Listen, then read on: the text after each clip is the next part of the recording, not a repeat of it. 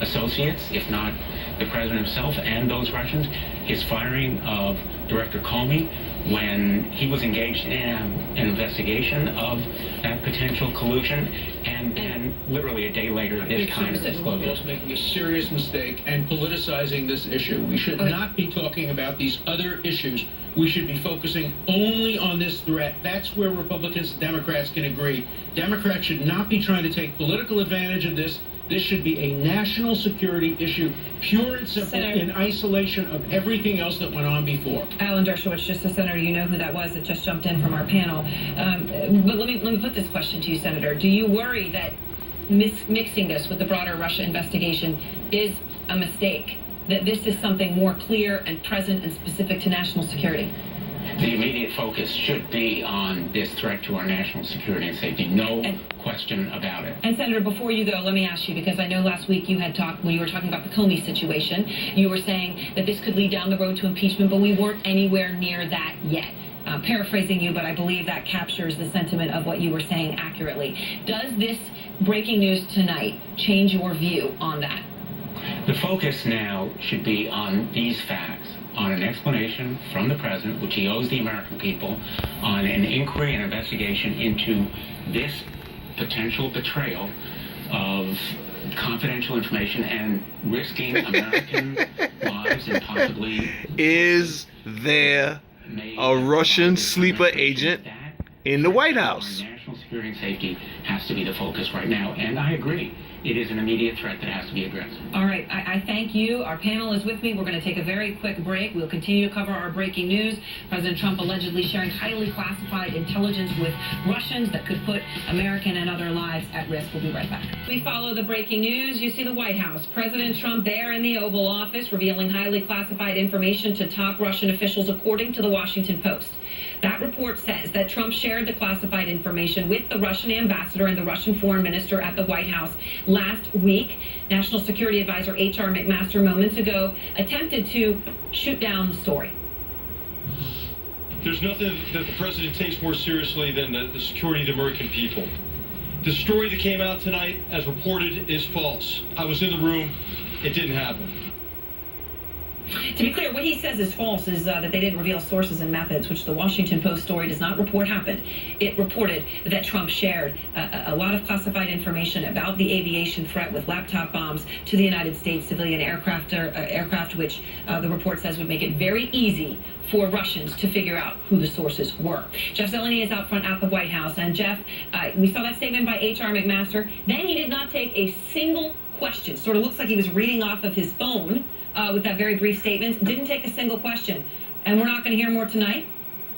Aaron, we're not. I'm told by a top White House official here that that is it for the night. There's not going to be any more explanation, any more answering of any of these, rising questions about this report. I was standing just a few feet away from the National Security Advisor when he made that statement. That's why he didn't want the American press in that meeting with the Russian press there. And this reminds me of a week ago when we were standing here talking about the firing of FBI Director James Comey. Of course, so we're not going to talk about it. Then, of course, the president started watching television and his aides started explaining. But I do think by sending the National Security Advisor out at this hastily arranged news conference, which rarely happens, they're trying to get ahead of this. But, Aaron, the issue here is, vis-a-vis a week ago, the credibility of this White House is eroded week by week, particularly with the changing stories of the firing of James Comey. So the H.R. McMaster, the National Security Advisor, he, of course, is a man of stature, no question. But can he be believed? You're seeing the reaction there on Capitol Hill. I have never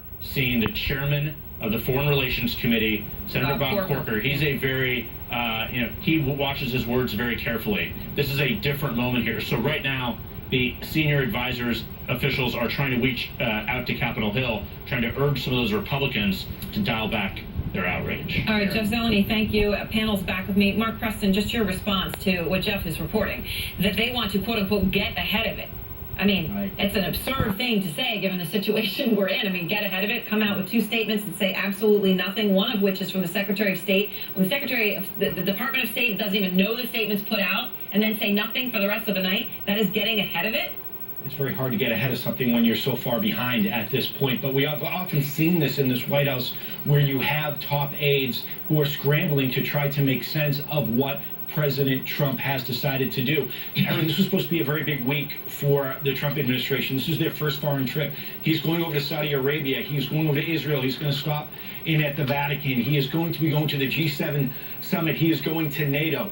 This was a week where they were supposed to be preparing for this trip, for him to go over, meet with these world leaders, explain what America's role is going to be moving forward when we talk about world politics in general. And right now, they are going into damage control in a way that is very, very puzzling, if not frustrating. Again, we have to go back. What are our world leaders right now? What are world leaders around the country saying to themselves when it comes to talking around the country?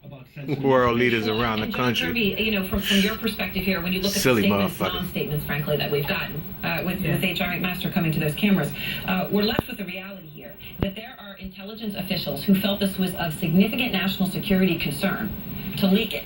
Okay, and my interpretation is that means it's going to keep leaking, or it's going to leak to more people, right? It's not going to just stop and go away tonight because they're not talking about it.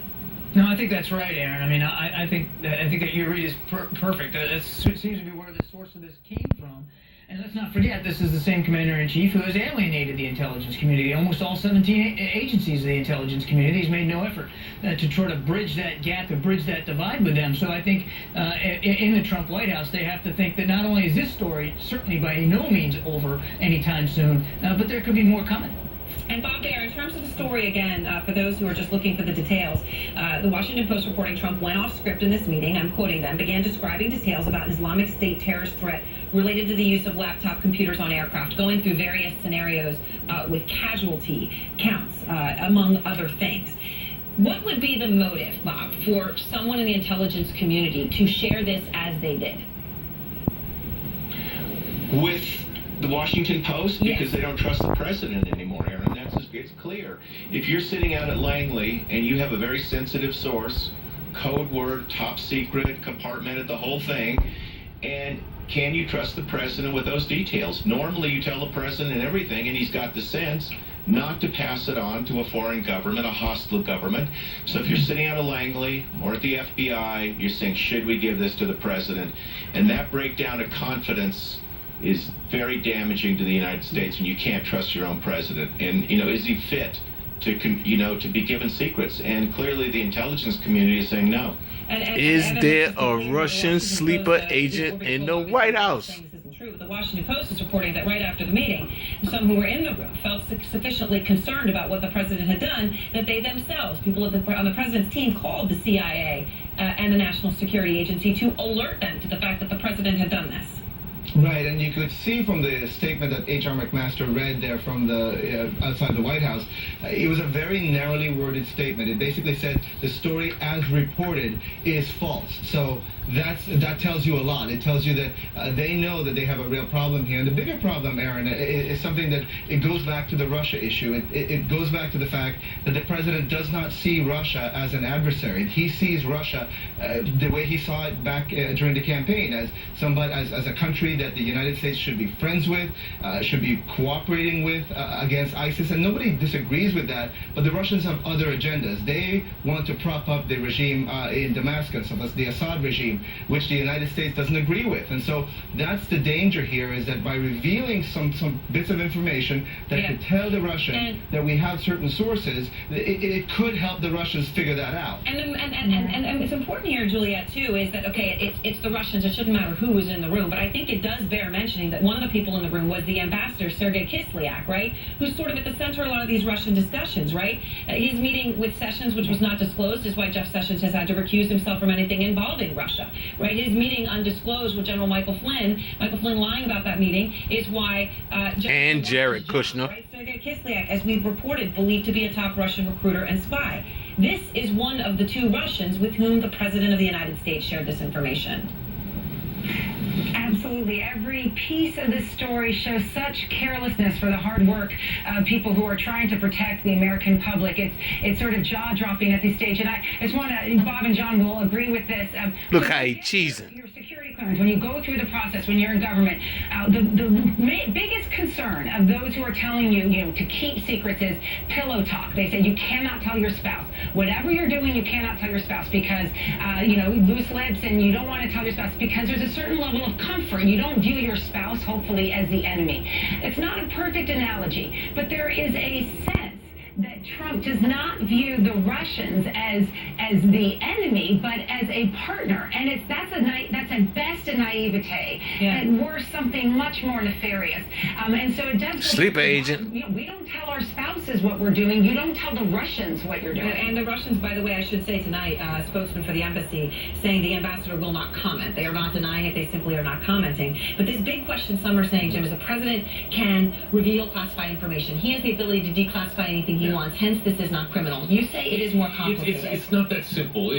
There's a process to declassify this information. It's done strategically. You talk to your intelligence agencies before you do it. An example I'll give, President Reagan famously declassified the signals intelligence that led the Americans to conclude that it was Russia that shot down KAL-007, the Korean plane in 1983. That was a process. He said, I'm going to do this for strategic reasons. To just suddenly say something, it doesn't automatically become declassified, at least by past practice. This is more like a disclosure than a declassification. It's not that the president can say whatever he wants about classified information, at least as it's been done by presidents up to this point. And this is a distinction that may end up making a very big difference. We shall see. Of course, our breaking news coverage continues. We will be right back.